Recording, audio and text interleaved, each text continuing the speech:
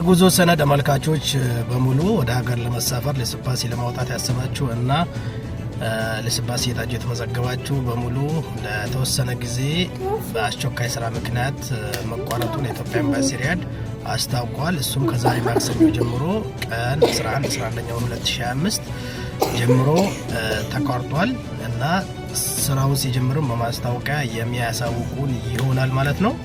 ስራውም ሲጀምር በማስታወቂያ የሚያሳውቁ ስለሆነ ማስታወቂያውን በመጠበቅ ማንም ሰው ሄዶ መንገላታት የለበትም።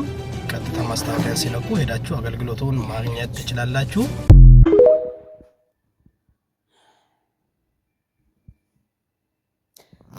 አሰላሙ አለይኩም ወራህመቱላሂ ወበረካቱ። ውድና ውድ ተከበራችሁ ቻናል ሰዎች እንዴት ናችሁ? ደህና ናችሁ ወይ? ጉንፋኑን አስመን ያላቅም ወላሂ እንደ አይነት ጉንፋን አይቻላቅም።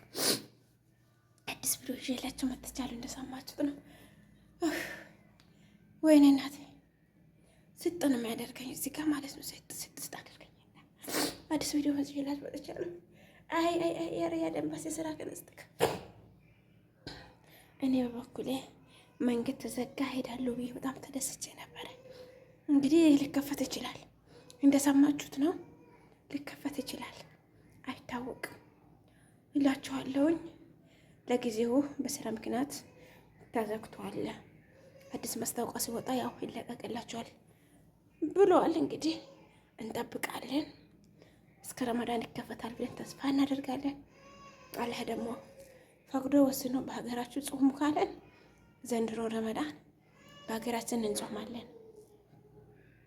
አይ የምል ከሆነ ደግሞ ከረመዳን በኋላ ሀገራችንን እንገባለን በተከፈተ ሰዓት ማለት ነው። ምንም ማድረግ አንችልም። ይሄ የኤምባሲ የመንግስት ነገር ነው፣ የህግ ነገር ነው ትላላችሁ። ምንም ማድረግ አንችልም።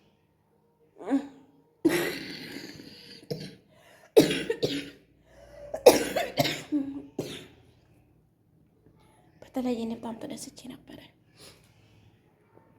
ይከፈታል ብዬ ማለት ያኔ ተከፍቷል ሄዳለሁ ለረመዳን 2 ወር አይል ሸቃቀል የትኬትን እያልኩኝ ነበረ።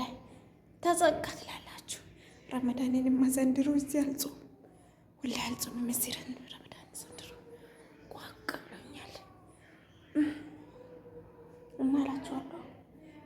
ቪዲዮን ላይክ አድርጉት፣ አትልፉ። የመዳም ቅመሞች ምናልባት እንደኔ ከዚህ ከሪያድ ምንድነው ከጋርጅ ከሩቅ ሀገር ቦታ መጣችሁ ሪያድ ላይ ልትመዘግቡ ትችላላችሁ። እንመዘገባለን ብላችሁ ወጫችሁን ጊዜያችሁን መስዋዕት አድርጋችሁ ትመጣላችሁ ይሆናል።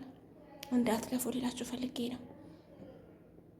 እኔ ልጁን ሁሌ እከታተለዋለሁ። ዜና የመካንም ዜና የጅዳንም ዜና ያቀርባል፣ የሪያድንም ዜና ያቀርባል ማለት ነው።